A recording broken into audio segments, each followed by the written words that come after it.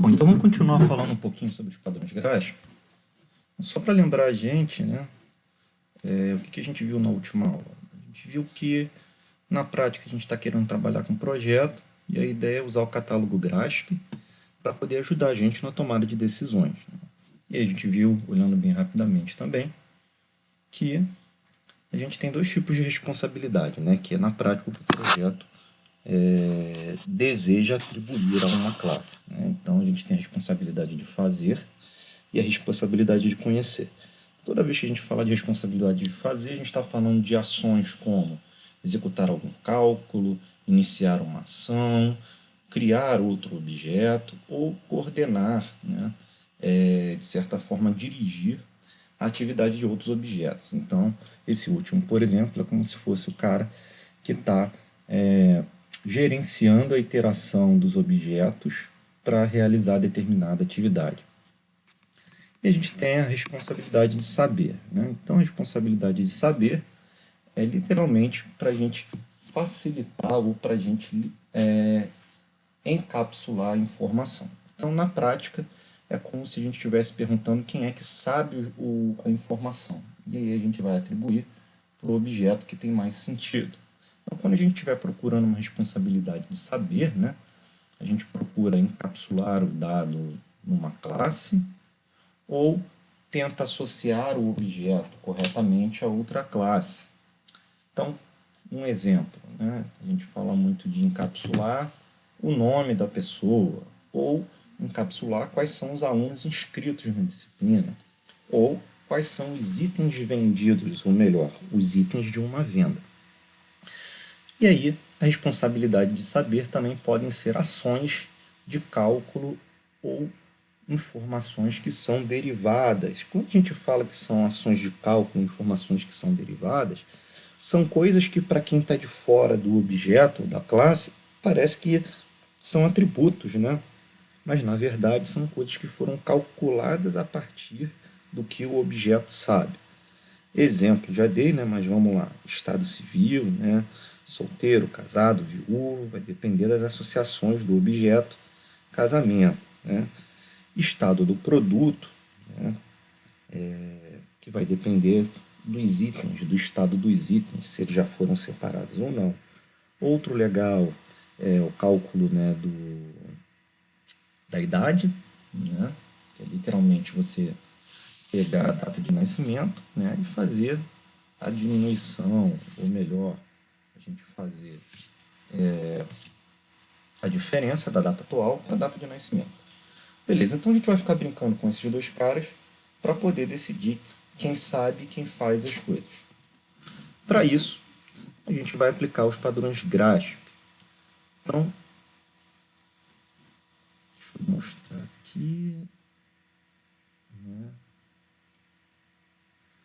A gente vai terminar de ver os 5 padrões, né, que são os padrões que eu costumo chamar de iniciais, os mais simples. Depois a gente vai ver os 4 últimos.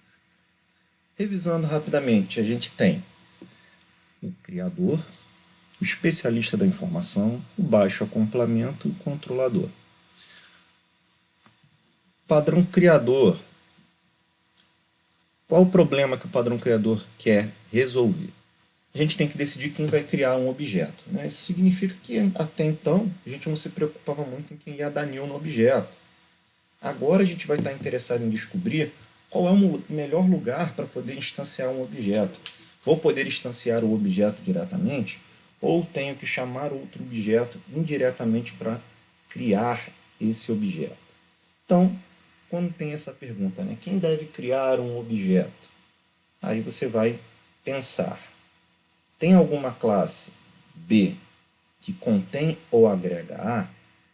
Tem alguma classe B que registra A? Lembrando de novo que registrar aqui pode ser armazenar, como pode ser simplesmente, quando eu digo armazenar, é literalmente armazenar no disco, armazenar no banco, ou pode ser simplesmente o cara que contém, né, que vai gerenciar aquela coisa. B usa A de maneira muito próxima, significa que B usa muito A, e B contém os dados iniciais de A, né? Então a gente viu alguns exemplos desses, né? Um exemplo legal que a gente viu foi o de item da venda. A gente tem a venda e a gente tem o produto. Então, por exemplo, a gente tem lá garrafa d'água é o produto, né? Eu quero comprar 3 garrafas d'água. Então, eu tenho o objeto venda, eu tenho o objeto garrafa d'água, e agora eu tenho que instanciar os itens que vão associar a venda à garrafa d'água. Então, o item é o cara que vai ter a quantidade. O item, na prática, é o que é vendido. E aí a pergunta é, o que, que eu faço? Né? Eu dou 1000 no item e passo como parâmetro para a venda adicionar isso, né? Armazenar? Ou eu coloco lá adicionar item, né? Adicionar produto, e esse método vai criar o item dentro da classe venda. Bom, então a gente começa a olhar, né? A venda agrega, né? A venda é uma composição, na verdade, não, é uma agregação mesmo, né? Uma agregação dos itens de A. Se a venda registrar não cabe no nosso exemplo, né? Mas acredito eu que a venda utilize os itens de maneira muito próxima, né? Porque, de certa forma, o objetivo da venda é o quê?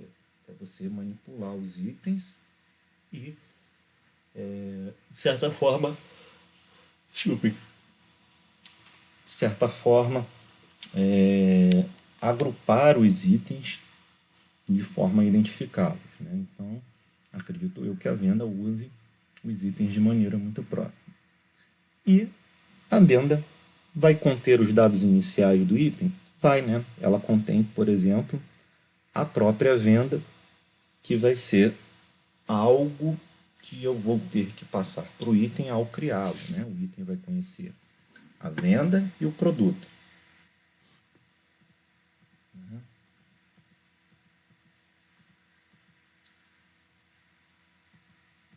Pula aqui. Tá estresse hoje.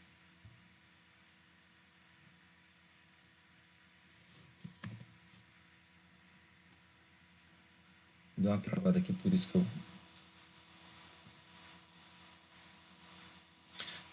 Segundo o padrão GRASP, especialista da informação. Então, a gente está lá tentando determinar uma responsabilidade de fazer, por exemplo, ou até uma responsabilidade de saber, né?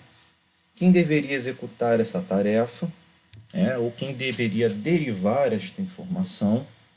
E aí, o padrão especialista da informação diz literalmente, diga ao especialista para fazer. Isso significa que, se eu for executar uma tarefa, né, que depende de informações para ser executada, é de preferência pelo especialista da informação que a gente execute essa tarefa dentro do objeto que conhece mais as informações necessárias, né? Se vocês forem pensar, isso vai facilitar o quê? Isso também facilita ao encapsulamento, né? Na verdade, isso agrega ao encapsulamento. Vai ser algo que vai... Como posso falar? Fortalecer o encapsulamento, né? Então, se você tem algo para calcular que está em dúvida onde vai calcular, né? Tem 2 classes para calcular, você tem que olhar para a classe que é o especialista da informação, que te parece que vai ter a melhor quantidade de informações para realizar a responsabilidade. Acoplamento baixo. Acoplamento baixo está tentando diminuir o impacto de alguma alteração de uma classe no sistema como um todo. Mas a gente costuma falar que é o acoplamento entre classes, né? Mas, na verdade, quando a gente fala de acoplamento, a gente está falando de acoplamento do sistema como um todo. Mas vamos lá, para simplificar. A gente está pensando uma forma de atribuir uma responsabilidade de fazer, tá? De tal forma que reduza o impacto de uma classe ser alterada em outras classes do sistema. E aí chega na questão da dependência. Lembrando que quando uma classe usa outra classe, né, tá aqui, ó, cão obter casa, estão vendo aqui? No diagrama UML aparece essa setinha pontilhada. O que significa essa setinha pontilhada? É o conceito de dependência.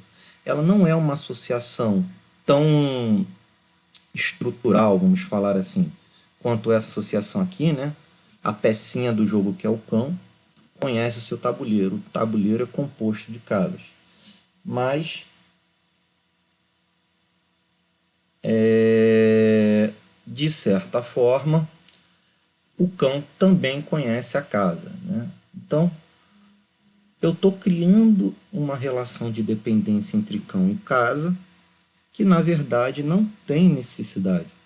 Eu poderia, literalmente, perguntar para o tabuleiro qual é a casa, que iria informar qual é a casa, né? Ou eu iria pedir ao tabuleiro para realizar alguma ação e ele ia lidar com a casa. Então aqui, ó, é como se eu falasse o seguinte: para reduzir esse impacto aqui, ó, de dependência entre cão e casa, vamos supor que eu mudei a classe casa de alguma forma, mudei a assinatura de algum método dela que o cão está usando para poder realizar uma tarefa. Ela acaba alterando o tabuleiro e o cão, porque se eu mudei a assinatura, né? Lembrando que a assinatura é o nome do método e o conjunto de parâmetros, então vamos supor, posso ter adicionado mais um parâmetro, e aí eu teria que alterar o pedaço do código do tabuleiro que usa esse método e o pedaço do código do cão que usa esse método. Enquanto eu poderia simplesmente ter que alterar o tabuleiro porque o cão pediria para o tabuleiro fazer sem ter que usar o método de casa. Então, vamos lá. Como reduzir o impacto? Atribua a responsabilidade para minimizar o acoplamento entre objetos. E aí, a gente sempre chega na questão de minimizar o acoplamento, sempre olhando para as alternativas de projeto. Então, como é que a gente faz isso? A gente vai olhar se é a mesma, se a solução que eu estou escolhendo é sempre a melhor.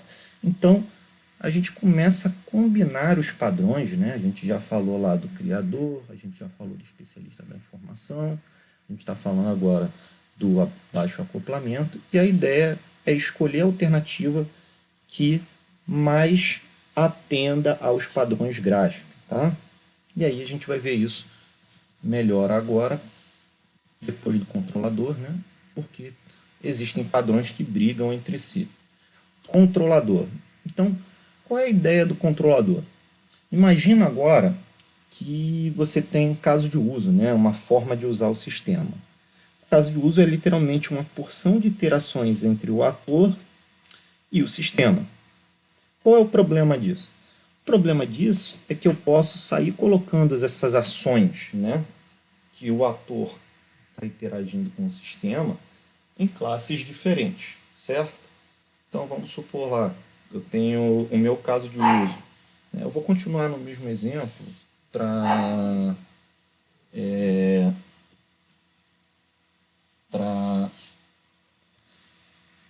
não confundir, né? O nosso efetuar venda. O sistema informa que deseja realizar venda. O usuário informa que deseja realizar venda. O sistema apresenta o nome, a quantidade de produtos que podem ser vendidos. O usuário informa os produtos e as suas quantidades. O sistema calcula o total. O usuário informa a forma de pagamento, né? E aí, fim do caso de uso. Então, todas essas ações do usuário, né, que no caso são 3, elas vão virar métodos, né? Iniciar venda, adicionar produto, realizar pagamento.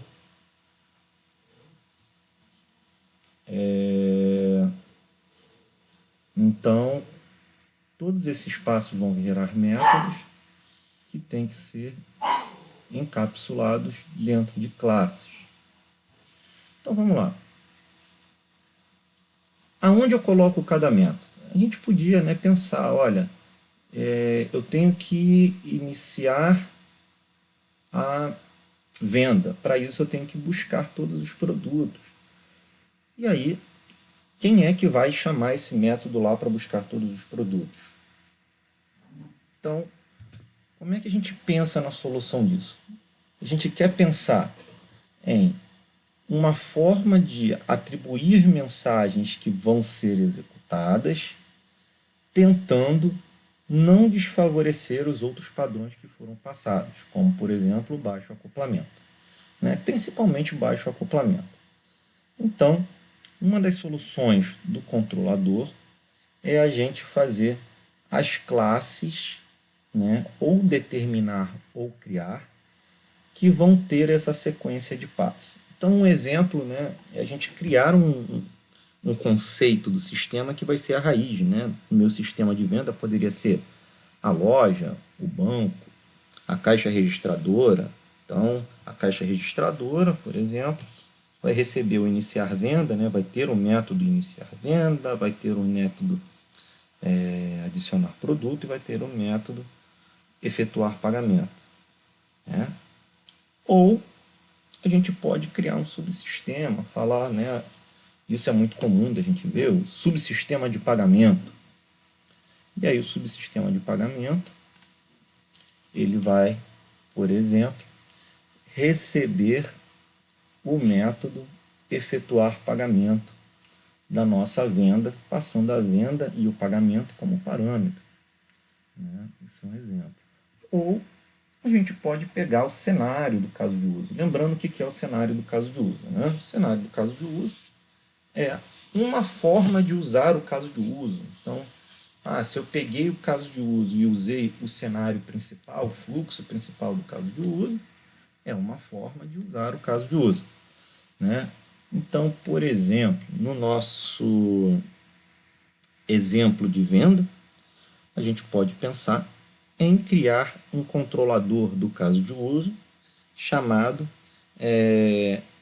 controlador venda produto. Tá? E aí o que esse controlador venda produto faz? É ele que vai lidar com todas as iterações do caso de uso vender produto. Ficou claro até aí?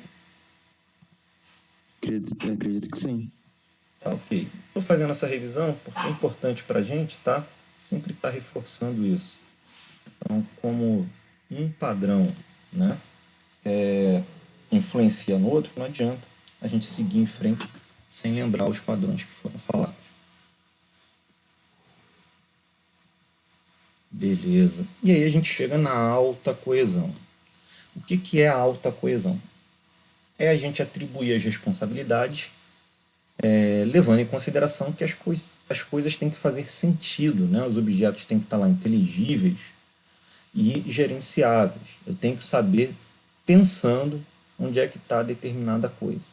Então, isso significa que, por exemplo, o valor do produto tem que estar no produto. Né? Mas eu tenho um item do produto. Mas o item do produto não é o cara que tem o valor do produto. Faz sentido para vocês? Uhum. Né? Eu poderia colocar, né, o valor do produto dentro do item do produto, mas ficaria estranho.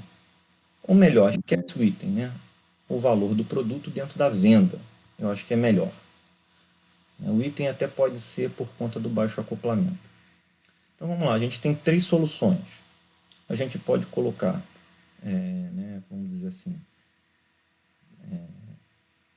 pega valor produto na classe venda, pega valor produto, um método, tá? A responsabilidade de fazer.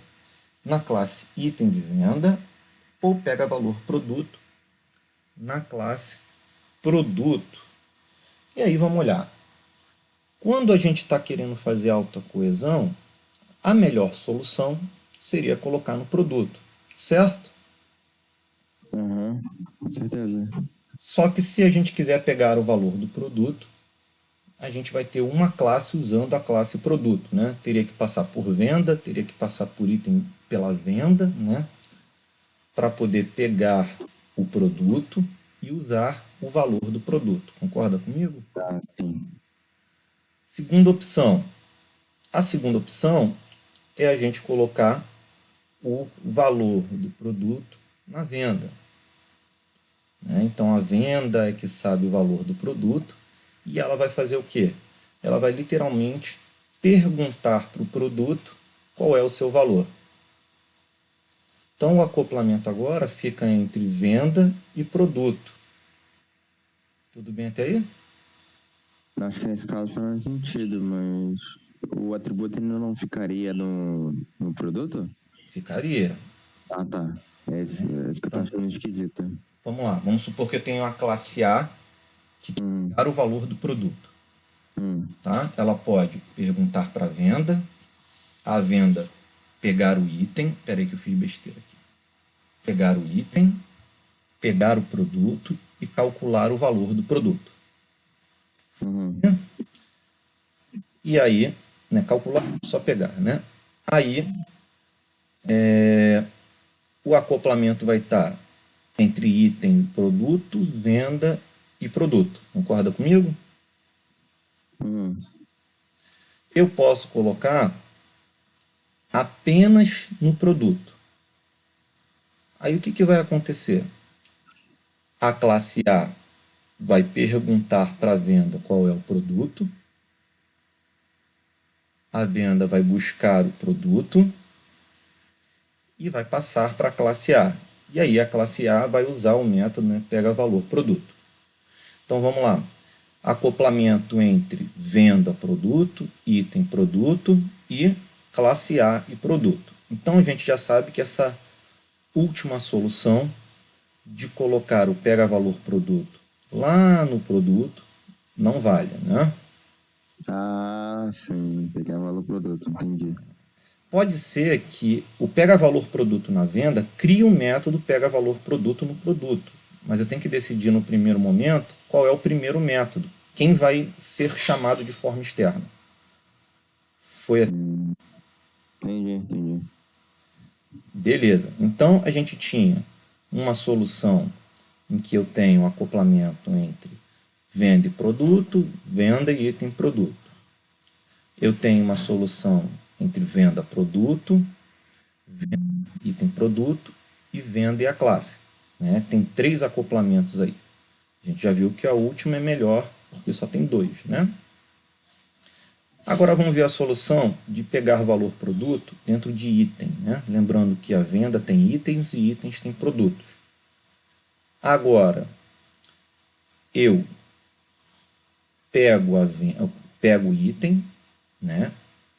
E calculo o valor do produto. Tudo bem até aí?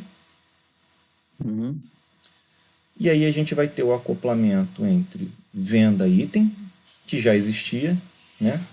Item produto, que já existia, e não cria um acoplamento entre venda e produto. Conseguiu entender?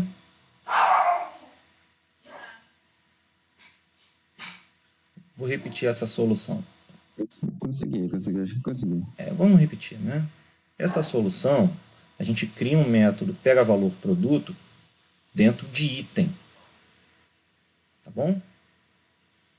Então, a venda tem itens, itens têm produtos. Já existe acoplamento entre venda e item, né? Certo? Uhum, Que a venda tem já. itens. Se eu falar classe A, chama a classe venda e pega o item, esse acoplamento já existia. Tudo bem? Sim. E aí ela calcula o pega valor produto. Bom, se eu fizer isso, a classe A vai usar o item, então vai ser um acoplamento de dependência, né? E só. Foi até aí? Uhum, Então, a gente tem duas soluções que são viáveis, né? Vamos tentar entender. A primeira solução a gente bota o pega valor produto em item. A segunda solução a gente pega valor produto em... Qual foi a primeira que eu falei? Foi Em venda, né? em venda, é verdade. Em venda porque cria o acoplamento entre venda... Isso, né? Em venda. Então eu tenho essas duas soluções. Agora faz sentido, pega valor produto em venda. É mais estranho do que você pegar o valor no item, né? Porque o item é o que você vendeu. É, A venda é a sacola que tem todos os produtos, né? exato. Então faz sentido eu pegar o item e perguntar o valor do produto dele, né? É. Concordou ou não? Assim, Eu acho que talvez faça um pouco de sentido ter na venda, mas. mas o que, que faz mais sentido? O que, que é mais coeso, né? Ah, é. Para produto ter o método de pegar o valor dele mesmo, né? Desculpa, não entendi. Repete para mim. É o próprio produto ter o método de pegar o valor dele mesmo e retornar. Sim, mas entre as duas soluções que a gente já tem, a gente já sabe que esse daí ele aumenta o acoplamento, né? É. Sim, porque tem um acoplamento entre venda e produto, né? E classe A e produto, né? Acho. Isso, cria um acoplamento entre A e produto. Uhum. Então vamos pensar na solução em que o método está em item e o método está em venda. Que eles têm o mesmo acoplamento. Faz sentido eu falar assim, olha, item, né? Item de venda. Pega o valor do seu produto? Acho que não. Não. Se eu falar assim, eu quero saber o valor do pacote de biscoito, que eu comprei 3. Ah, tá. Ah, o item de produto. É que tá, tem um produto e tem um item de venda, né? E aí Não, é tá me porque confuso. né, realmente nesse exemplo, como foi traduzido literal do inglês, né, que eu peguei os slides do livro lá, algumas partes dos slides do livro, os caras traduziram estranho. O item de Uhum. venda é a mesma coisa que o item que a gente está falando agora, só simplifiquei. Ah, tá. É o item de venda, perdão. Acho que faz, então, de pegar o valor do produto dele. Faz, né? Faz mais sentido do que na venda, vamos falar a verdade? É, que acho que o item de produto é basicamente ele tem quantidade e o valor dele, né? Uma coisa assim. Você Ele pode estar tem a tentando situar. quantidade, ele conhece o produto, então pegar o valor já está, ele já tem essa responsabilidade, né? Sim, entendi. Faz sentido, né? Já a venda, se você pergunta, pega valor produto, a primeira coisa que vem na tua cabeça é que produto? Concorda comigo? Verdade. No item não. O item só tem um produto. Uhum. Então, assim, o que que é legal desse exemplo? Eu fiz de cabeça para forçar a gente a exercitar de cabeça mesmo, tá? Depois a gente pode fazer algo mais escrever. Exercitar, calcular essas dependências, né? E tentar manter a coesão. É trivial? Nem um pouco. É muito difícil. E é por isso que a gente está exercitando aqui, né? Então vamos lá.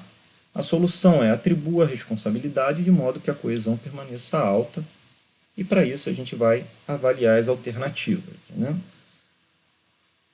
A gente vai ter a briga entre a coesão e o acoplamento. Então, a gente sempre quer reduzir o acoplamento sem aumentar a coesão e vice-versa. Mas vamos lá. O melhor jeito da gente reduzir o acoplamento entre classes é você fazer o quê? Matar todas as classes, criar uma classe só que tem todos os métodos. Concorda comigo que isso zera o acoplamento? Zero. Mas acaba com a Zero, coesão fica também, né? esquisito. Acaba com a coesão também, né? Acaba com a orientação objeto. Uhum. E vice-versa. Também, se você for fazendo uma classe por atributo da tua classe, né, a classe que compõe os outros atributos vai ficar fortemente acoplada ao mundo, né? Pois é. E aí, então, a gente também tem que tomar cuidado para não exagerar. No nosso exemplo, a melhor coesão era, né, colocar lá um método de pegar o valor do produto dentro do quê? Do produto. Certo? Mas Certo. não foi a melhor solução olhando para a coesão. Aí só para esclarecer uma coisa que talvez fique confuso, né? Uma coisa é vamos falar assim, quando eu falo o valor do produto aí, é o preço, tá? Não é o valor que você comprou ele, é o valor que você está vendendo. O preço, você geralmente coloca uma porcentagem de lucro. Então, um cálculo que é feito a partir do, né, o valor do produto é um cálculo feito a partir do valor de compra com a percentual de lucro, né? Uhum. Porque alguém pode falar que se fosse o valor de compra, pelo especialista de informação, seria melhor colocar no produto, mas isso não está certo, porque na verdade não é o valor de compra, é o cálculo do valor de venda. Aí, onde você ficaria esse cálculo? Então, é o exemplo anterior, né? Ficaria no item. Tá. Esse cálculo. Ah, entendi. Foi? É que pra mim ele só pegaria o valor do produto mesmo e pronto. Não sabia Pois que é isso que eu estava tentando deixar poderia claro, ter. né? Porque esse valor pode mudar, né? Aumentou. Não pode. Eu quero aumentar minha margem de lucro, quero diminuir minha margem de lucro. Eu posso simplesmente mexer no percentual, né? Da, do, do meu lucro, né? Ah, agora eu tô entendendo. Tá? Porque realmente é difícil. Eu estou falando exemplo, às vezes eu esqueço de explicar isso. Foi falha minha. É porque, como tá tudo na cabeça, 8 da manhã é um pouquinho difícil de imaginar. Daqui a pouco eu faço um exemplo, um desenho, um esboço desse exemplo. Me lembra, tá? Beleza. Para a gente exercitar, para a gente fechar pelo menos a primeira parte de padrões GRASP. Então, por exemplo, né? Lá o exemplo do jogo, a gente começou a jogar. E tem uma porção de coisa que acontece depois de jogar, né? E aí o que a gente faz? A gente tem que começar a decidir aonde a gente vai colocar as coisas. Né? Criar casas, criar peças, posicionar peças e coisas do gênero. Então aqui, duas soluções, né? Acoplamento baixo. Né? Você consegue ver meu mouse aqui, não consegue? Consigo sim. Então, botei todos os métodos dentro da classe banco imobiliário. Acoplamento baixíssimo, né? Só tem banco imobiliário, não tem outra classe, não tem acoplamento. E aqui, ó, uma classe faz uma coisa, outra classe faz outra coisa. Para realizar esse método, ela manda a terceira classe fazer outra coisa. Então, observa, aumentou o acoplamento, mas pelo menos tem coesão aqui. Já nesse daqui, fica tudo jogado dentro de uma classe, né? Então, vamos ver esse exemplo aqui, que é parecido com o exemplo que eu dei, né? Então, vamos imaginar que a gente está num ponto de venda. PDV é um exemplo clássico de ponto de venda. O item de venda agora é esse cara aqui, tá bom? Linha de item de venda. Então, eu tenho a venda, o produto ele chama de descrição do produto e o item que você vende é o linha de item de venda. Então, a pergunta que ele está fazendo aqui é quem deve criar o item de venda, né? O linha de item de venda. Pelo criador, a gente vai pedir que a venda o faça. Então, por que a gente vai permitir que a venda o faça? Porque a venda é composta de linha de itens de venda. A venda é que conhece, né? Ela também conhece todas as informações necessárias para criar o item. Né? E ela manipula diretamente os itens. A maioria das ações que você faz na venda está de acordo com a utilização de itens de venda. Então, no meu modelo de domínio inicial, eu tinha venda, linha de item de venda, descrição do produto, que é o que a gente estava chamando do próprio produto, né? Então,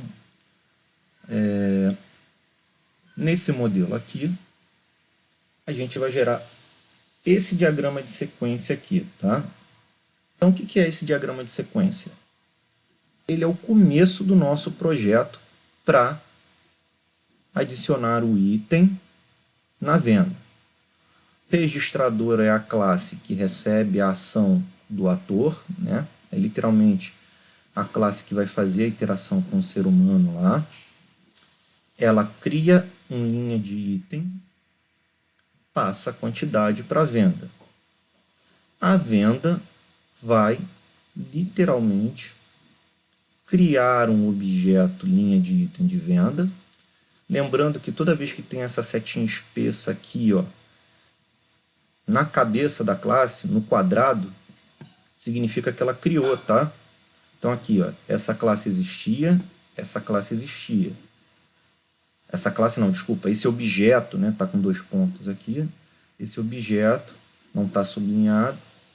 Então, esse objeto linha de item de venda não existia. Criei ele passando o quantidade. Professor, por que tem uma seta que está sem ser pontilhada e outra pontilhada? Ah, isso daí é só porque esse aqui é um método criar. Você cria o objeto, os caras colocam como pontilhado, tá? Entendi. Pontilhado porque é o método criador. Eu achei que qualquer função teria que ser assim. Mas esse daqui é só para identificar que isso aqui é um construtor, né? Beleza. Tá? Só toma cuidado que isso daqui não é um método construtor, é um método que cria, tá? Um método que Beleza. não é o método construtor da classe. Você pode criar um método estático para isso. A classe objetos da própria classe, né? Que eu estou aproveitando para gravar isso para outras pessoas, né? Eu posso ter aqui a classe que cria objetos, linha de item de venda. E aí ela retorna um objeto, tá? Então, observa. Se eu colocar o criar linha de item de venda em venda, eu não vou aumentar o acoplamento. Por quê? Porque o venda, olhando para esse diagrama, já está acoplado com o item de venda, né? Ele já tem aqui uma associação estrutural.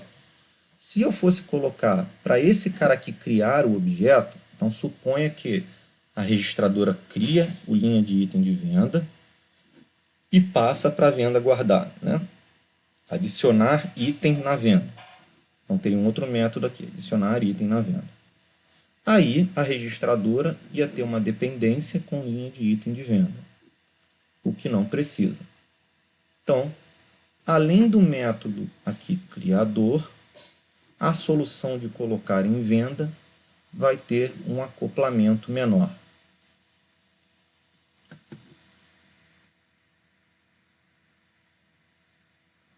Exemplo de especialista da informação. Quem deve ser o responsável por saber o total de uma venda? Então, vamos lá. Para eu saber o total da venda, vamos olhar para aquele diagrama inicial de classes. Eu preciso pegar o item, pegar o produto do item, multiplicar o preço pela quantidade, né? Então, nesse exemplo aqui, o preço já está calculado na descrição do produto. É diferente daquele outro exemplo que a gente deu, tá bom? Então, para eu calcular o preço, desculpa, é o preço que estava, o total da venda. Opa, pulei tantas vezes que me perdi.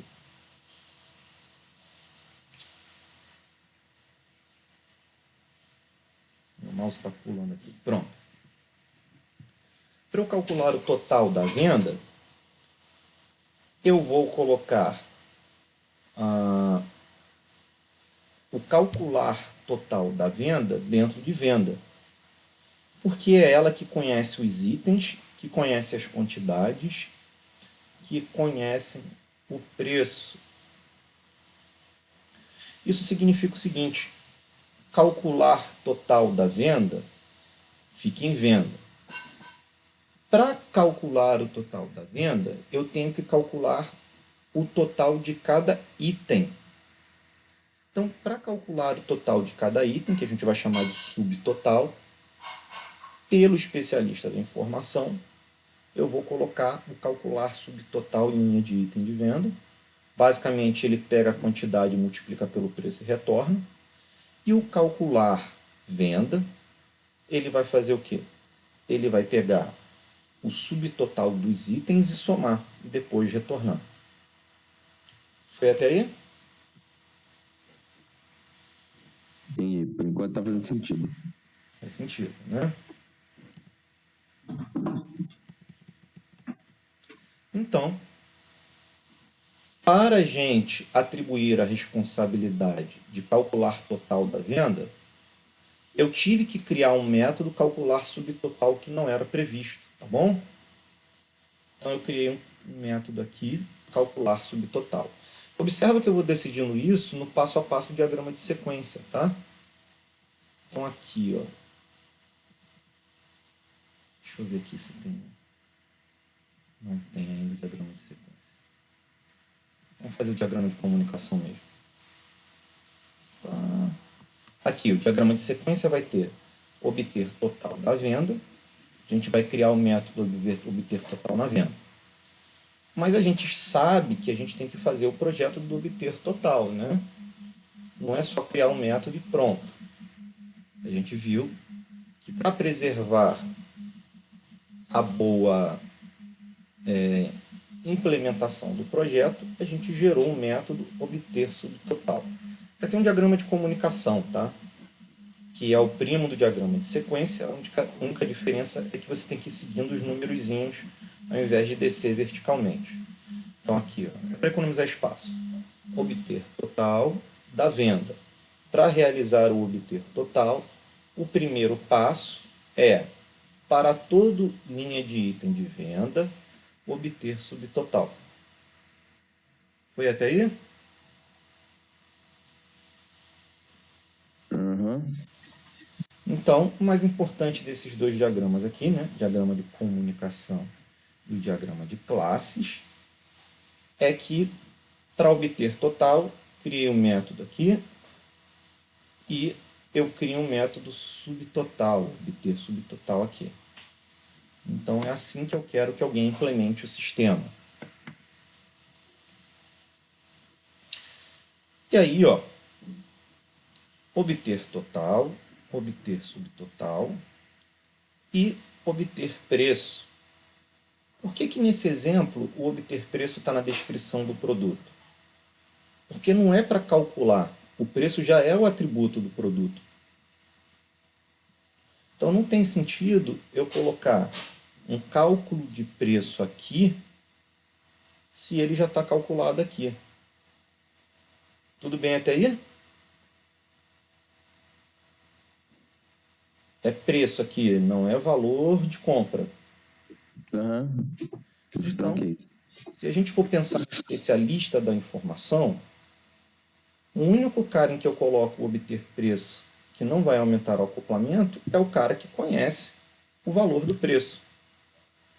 Então, se eu colocasse obter preço em venda, por exemplo, eu teria que usar a classe descrição do produto para obter preço.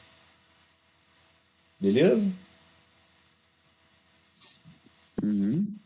Então, pelo especialista da informação, né, a classe descrição do produto é a que vai ter o método obter preço.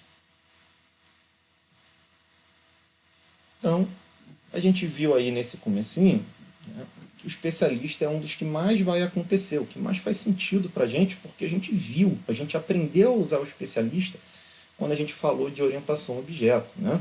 O que vocês são treinados a fazer quando vocês estão lá em Comp 2 ou Programação Orientada a Objeto?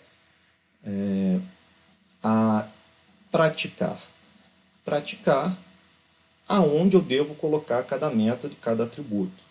Então, geralmente, a gente colocava lá o atributo, já fazia o quê? O get e o set, não era isso? E aí a gente sabe que isso não é bom sempre. A gente não vai ficar fazendo get set sempre. Por quê? Porque nem sempre eu preciso desses métodos. Então, o que eu não preciso, eu não coloco. Beleza. E aí, na prática, o que a gente vai fazer é ir olhando durante o diagrama de sequência e criando o método que a gente precisa. Se vocês forem notar no exemplo anterior, o obter produto aqui, obter preço, nada mais é do que um get preço, né? Traduzido. Então, a gente teve que criar um get preço aqui, porque a gente estava encapsulando o preço dentro da descrição do produto, e no passo 1.1 a gente precisou dele. Por que não tem um set preço? Porque nesse diagrama aqui eu não usei, então não vou inventar ele ainda. E existem outras formas de eu passar o preço para o produto. Beleza. Então, na prática, né, normalmente a gente está fazendo o quê? Aplicando especialista de informação em várias classes que ficam colaborando entre si. Agora, quando tiver alguma solução que alternativa, né, tem o mesmo problema ou de acoplamento ou de coerência, aí a gente vai usar os outros padrões para decidir o que fazer. Então, para obter o total da venda, a venda obtém o subtotal, né, que a gente colocou no item de venda, e por sua vez obtém o preço a partir da descrição do produto. Então, tudo isso aí está relacionado com o especialista de informação, né, com a coerência. Então, a gente colocou lá o sistema coeso. A gente sabe que o subtotal de cada item fica no item e o total da venda está na venda e o preço do produto está no produto. E a gente tentou minimizar, não foi como é que eu vou falar? E a gente diminuiu o acoplamento, né? Que a gente não criou nenhum outro acoplamento além do estrutural que já existia. Foi até aí? Uhum. Beleza. Exemplos de baixo acoplamento. Então, quem deve criar o pagamento da venda? Né? Então vamos lá, é bom que aqui já tem os exemplos, as alternativas, então fica mais fácil. Né? Então vamos lá, pelo especialista de informação, a classe registradora deve criar as informações de pagamento e associá-las à venda. Então aí eu estou falando que a registradora fica acoplada à classe pagamento e à classe venda.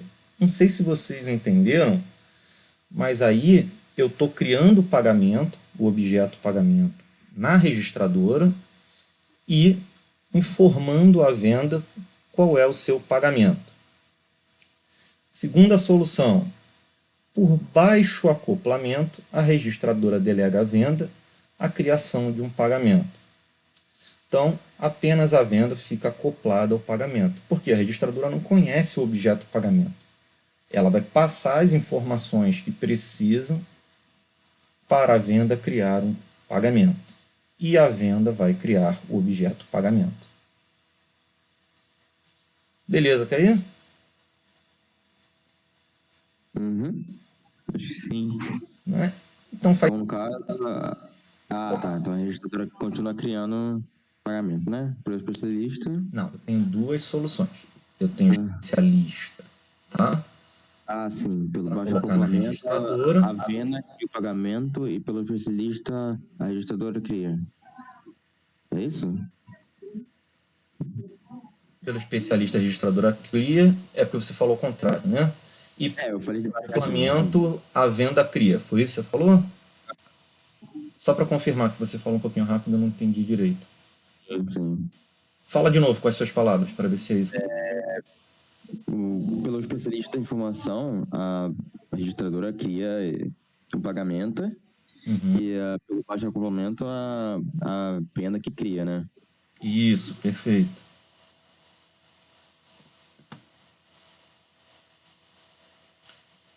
Então aqui a primeira alternativa vai ficar assim, ó. fazer pagamento, criar pagamento, adicionar pagamento.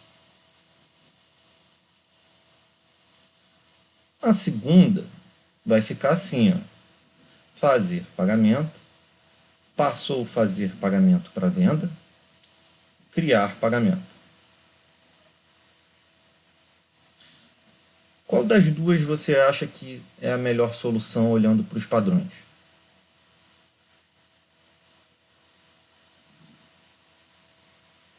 Eu não sei o que faz mais sentido, mas pelo padrão da coesão, eu acharia melhor botar a registradora, mas criaria um pouco de acoplamento ali.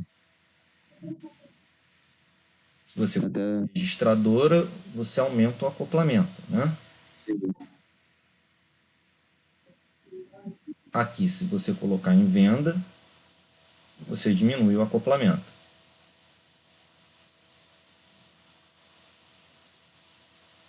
Sim, é verdade. O pagamento já vai ser associado à venda, né? Então. Deixa eu só ver um negócio. E o padrão criador que a gente não usou? O padrão criador não pode ser um ponto de desempate? Pode. Então vamos usar ele? Uhum. Quem deve criar o pagamento? A venda conhece as informações de criação de pagamento nesse exemplo aí? Uhum. Conhece. A venda vai usar diretamente o pagamento de forma frequente? É o mesmo esquema do item, né? Provavelmente o pagamento vai ser manipulado. Entendi. Então, nesse sentido, realmente a venda faz mais sentido ter o método do criar pagamento. A resposta mais fácil para isso é: a venda é composta ou agregada de pagamentos? Uhum. Sim. Então, isso já me diz que pelo padrão criador é uma boa colocar em venda. Concorda comigo? Concordo sim.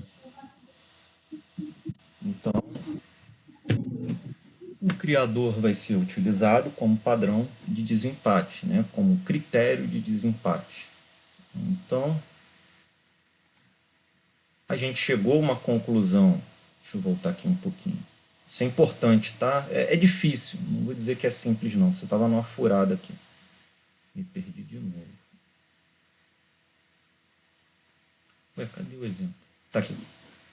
A gente chegou numa solução inicial que a gente podia usar o especialista ou o baixo acoplamento. E aí a gente respirou fundo e tentou lembrar de todos os padrões que a gente viu, né? Então tinha lá criador, tinha lá a coesão, né? E tinha o controlador. O controlador não fazia sentido. Pelo criador a gente já viu que vai ser um ponto para o segundo caso. Coesão aí, eu confesso para você que eu não consigo ver em nenhum dos dois uma coesão maior, tá? Então, assim, vai ter gente que fala que vai ser em registrador e vai ter gente que fala que vai ser em venda. Então, não dá para eu falar que é alta coesão, uma coesão maior, porque provavelmente vai ter gente que vai ficar em dúvida se é melhor colocar em um ou no outro do ponto de vista de coesão, né? O método criar que eu estou falando, tá?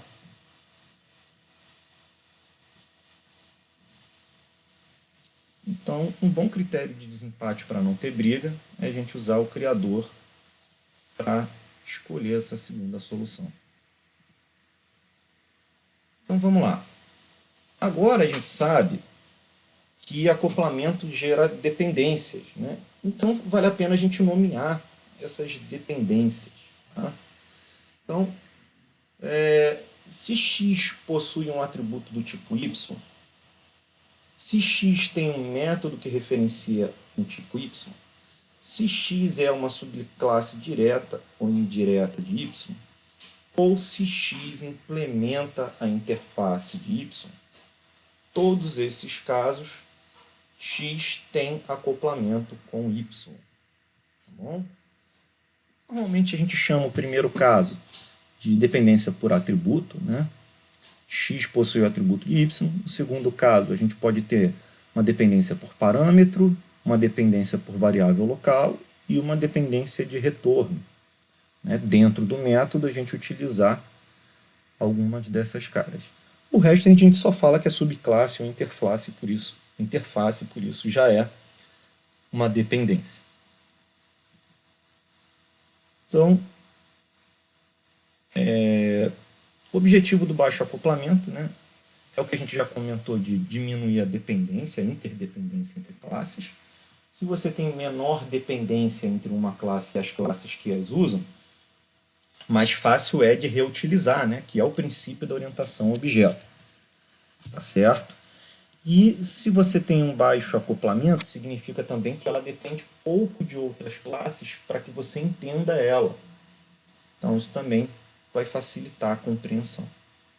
E é claro que se a gente quer ficar corrigindo coisa, aumentando o comportamento do método, alterando o comportamento de um algoritmo, fica mais fácil realizar manutenção numa classe que tem baixo acoplamento do que numa classe que tem alto acoplamento.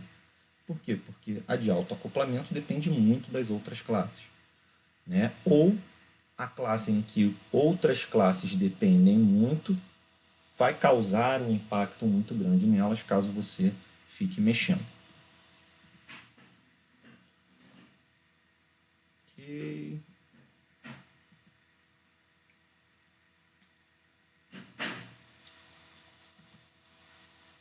Bom, o que acontece aqui? Que horas são? A partir de agora, a gente vai continuar nesse exemplo, né, utilizando cada padrão. Deixa eu ver aqui quantos slides ainda faltam. Dá para ir até o final da aula.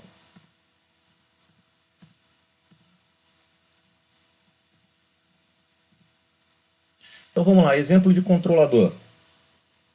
Qual objeto da camada de domínio deve ser responsável pelas operações do sistema? Abstrai um pouquinho a camada de domínio. Vamos compreender que existem classes no nosso sistema que vão ter um propósito. Elas vão ter o propósito de, literalmente, gerenciar a execução de atividades. Né? Na verdade, a camada de domínio é isso. A camada de domínio é aquela que fica a lógica do negócio.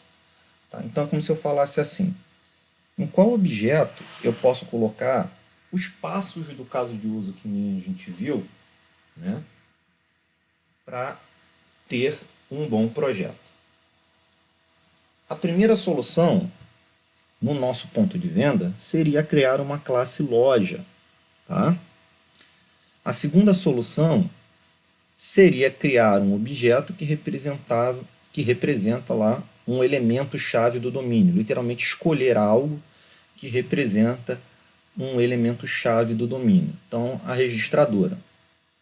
Ou você pode criar o que a gente chama de controlador de caso de uso, que é um objeto que representa especificamente cada caso de uso. Tá bom? Então vamos olhar cada um desses caras aí.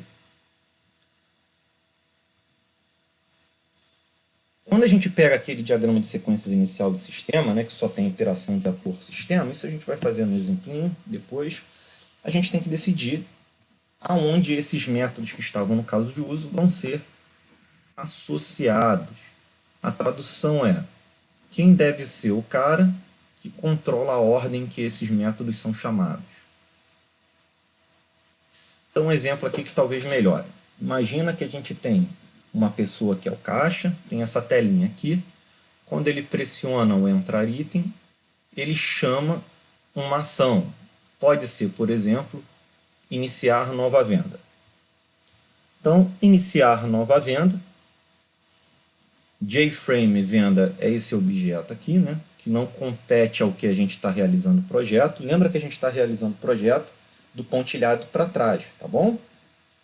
Então, essa classe aqui chama o método entrar item. A grande pergunta é: Entrar item fica aonde? Quem é o cara responsável por receber a chamada de método, né, do nosso JFrame e realizar alguma ação no sistema. Então, a gente pode escolher a registradora, né, entrar item, ou a gente pode escolher o tratador de processar venda.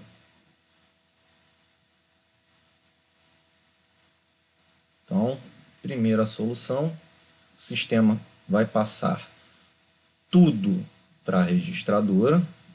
Segunda solução, cada item fica no tratador do seu caso de uso, tá? Só para que vocês entendam, isso daqui são todas as operações de todos os casos de uso, tá? Não é de um caso de uso só não. Aqui apareceu só uma. Finalizar, entrar, iniciar e fazer pagamento. Mas tem também fazer nova devolução, entrar item, tem reticências aqui. Então, são todas as iterações do sistema com a interface gráfica. Já aqui, finalizar venda, entrar item, iniciar nova venda e fazer pagamento estão dentro do controlador de processar venda ou tratador de processar venda. Aqui, fazer nova devolução, entrar item, coisas do gênero, estão em tratador de devoluções. Então, se vocês forem observar, aqui a classe registradora está fortemente acoplada com todas as classes do sistema. Vocês conseguem observar isso? Sim. E aqui, os tratadores estão acoplados a algumas classes do sistema. Tudo bem até aí? Eu acredito que sim. Né? Aqui a venda, aqui o pagamento, aqui item, aqui devolução. Tá bom? Apertei. Aqui. Beleza, então, né? Ou eu coloco a registradora aqui. Então, por exemplo, entrar item, criar linha de item de venda, que a gente já decidiu. Ou a gente vai fazer o quê?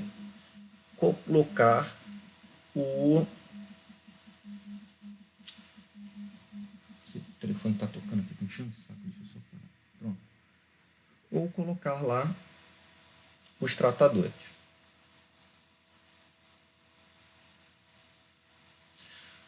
Então vamos lá, primeira coisa, para o sistema PDV, por que não usar loja como controlador? Então, isso daqui é segundo a literatura, tá? A literatura sempre recomenda um tratador de caso de uso. Isso daqui é mais ou menos como se o cara falasse assim: por experiência própria, é melhor o tratador. Tá? Por que o pessoal acaba falando que é melhor separar em tratadores? Porque se seu sistema é muito grande, o sistema inteiro vai estar fortemente acoplado a uma classe só, loja. Né? Então a chance de você alterar alguma coisa na loja e derrubar o sistema inteiro é grande. Assim como o registrador. E quando a gente está passando da análise do projeto, é muito mais fácil você sair colocando uma porção de tratador de caso de uso, porque quando você faz a análise conceitual de domínio, você já cria os tratadores para cada caso de uso. Né? Automático, todo caso de uso vai ter um tratador. Tá bom? Então, do ponto de vista de compreender aonde as coisas estão, o tratador é a melhor solução. Foi até aí? Sim. Beleza. A gente tem uma questão muito importante, né? Que é até que ponto a gente cria tratador, até que ponto não vale a pena criar tratador. Tá? Então, ao mesmo tempo que a gente não quer colocar muita responsabilidade em um tratador, a gente não quer sair criando a porção de classe também que tenha um ou dois métodos. Então, uma coisa comum de se fazer é, ao invés de, por exemplo, você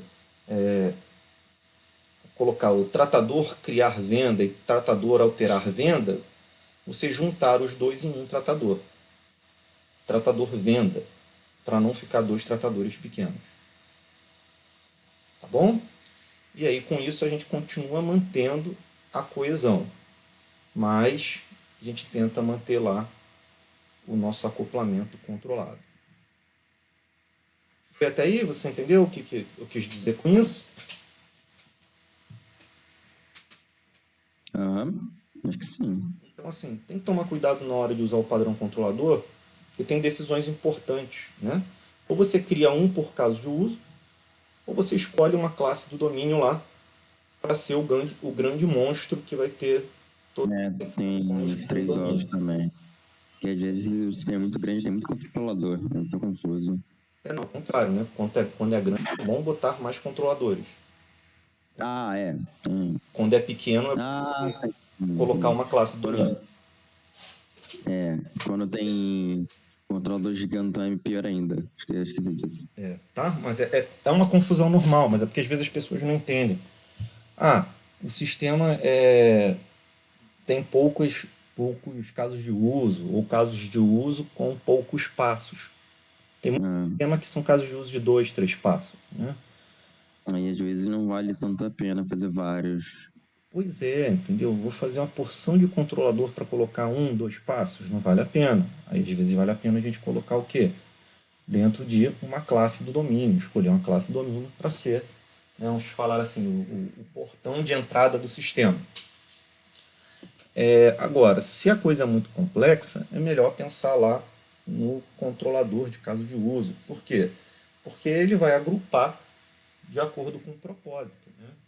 Controlador venda, por exemplo, ou controlador criar venda, a gente sabe que vão ter coisas associadas à venda. Então a gente vai esperar achar os passos de criar uma venda no controlador venda, os passos de criar um pagamento no controlador venda, os passos para listar uma venda, né, buscar, editar uma venda no controlador venda. Agora, os passos de comprar um produto provavelmente não vão estar no controlador venda, vão estar num controlador produto ou no controlador comprar produto, se for muito complexo. E aí, de novo, isso a gente vai sempre decidir pensando no acoplamento e na coesão, né? Tá bom? Então, não tem uma fórmula mágica, desculpem, mas é bom a gente enumerar as coisas e saber quais são as melhores soluções, né? Então vamos lá, para a gente fechar, né? Para a gente não atropelar também a próxima aula de vocês. Exemplo de alta coesão, né? Quem deve ser responsável por criar um pagamento? A gente já passou por isso, né? Então, fazer pagamento passa por registradora. A gente pode criar o pagamento e depois passar para a venda, ou a gente pode delegar para a venda e ela cria o pagamento. Então a gente já viu que aqui por baixa coesão a gente escolhe essa solução e aqui por alta coesão, não, desculpa, aqui tem baixa coesão, tem baixa coesão, né? Porque a venda, não, aqui é alto acoplamento, né? Aqui tem um alto acoplamento, mas tenta, tá, tudo bem. Dentro do método fazer pagamento, eu crio um pagamento e adiciono a venda. Faz sentido. Dentro do método fazer pagamento, eu delego para a venda para criar o pagamento. Então aqui eu tenho coesão e menor acoplamento. Beleza. Ficou estranho esse baixa coesão aqui, né? Isso aqui deve estar errado. É realmente isso, alta coesão e menor acoplamento. A gente já discutiu isso, né? A gente já viu esse exemplo? Dá pouco. Já sim, assim. Então,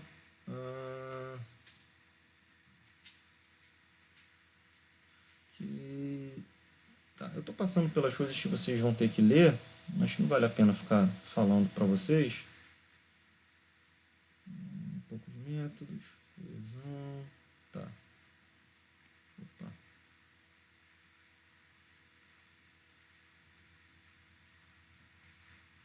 Terminando já. Meu computador está dando umas travadas de vez em quando, que eu não sei porquê.